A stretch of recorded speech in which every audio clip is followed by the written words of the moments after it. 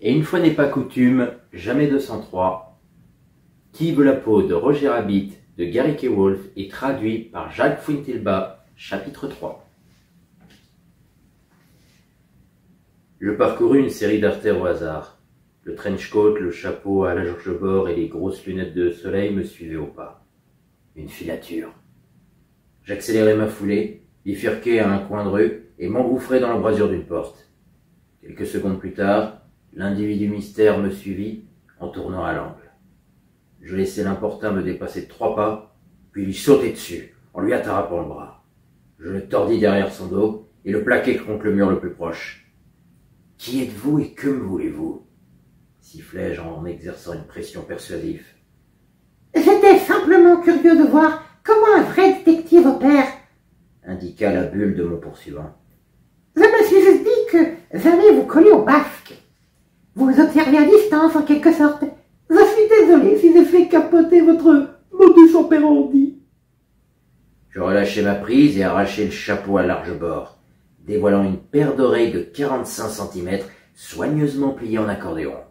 « Écoutez, dis-je au lapin, en frictionnant son chapeau contre sa poitrine concave. Lorsque j'aurai quelque chose d'intéressant à rapporter, je vous contacterai. D'ici là, vous restez loin de moi, c'est clair ?» Le lapin se lissa les oreilles. Cependant, celle de gauche reprit la forme d'une touffe épaisse, donnant à sa tête l'aspect bancal d'un trombone à papier à moitié redressé. « Oui, je comprends. » Il tripatouilla son oreille, ses lunettes de soleil et les boutons de son trench-coat.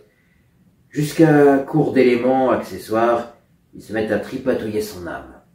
« Toute ma vie, j'ai voulu être détective. » Bien sûr, lui et 10 millions d'autres. Les bandes dessinées toon à mystère, ils ont pigeonné en leur faisant croire que les chevaliers errants gagnaient toujours. Ouais, peut-être que Rip Kirby gagne à 1 contre 1000, mais j'estimais ça génial si je l'emportais à 1 contre 10.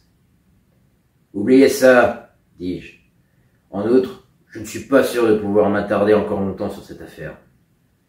Je lui rapportai ma conversation avec Lady Greasy en ajoutant qu'ils avaient suggéré qu'ils servent de modèle à l'Organisation mondiale de la maladie mentale. Il encaissa la charge sans sourciller.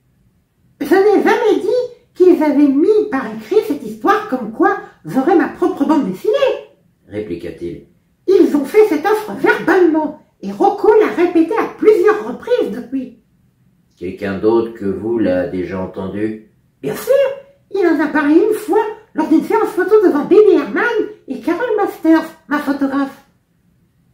Il suffit de leur demander, ils s'en souviendront. Quant à savoir si je suis fou, oui, je vois un psychiatre, mais c'est aussi le cas de la moitié des toons dans le métier.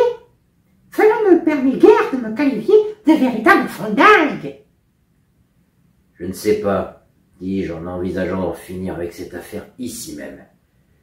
Tout ce bazar ressemble à un travail d'avocat. »« Ah, je vous en prie, me supplia mon client. »« Ne lâchez pas le morceau, je doublerai vos honoraires. » Des mots si convaincants.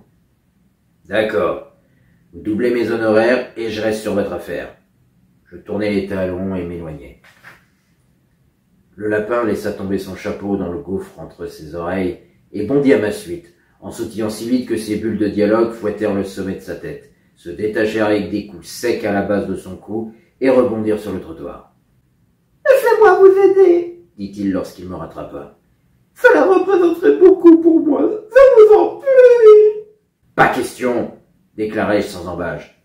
Je travaille seul, je l'ai toujours fait, je le ferai toujours. Vous pouvez considérer que je suis grossier, mais je dis ce que je pense. Si les gens veulent de la compassion, qu'ils aillent voir un prêtre. » Au moins, il comprit le message. Il effectua une brusque volte-face et s'éloigna entraînant les pieds. Fin du chapitre 3.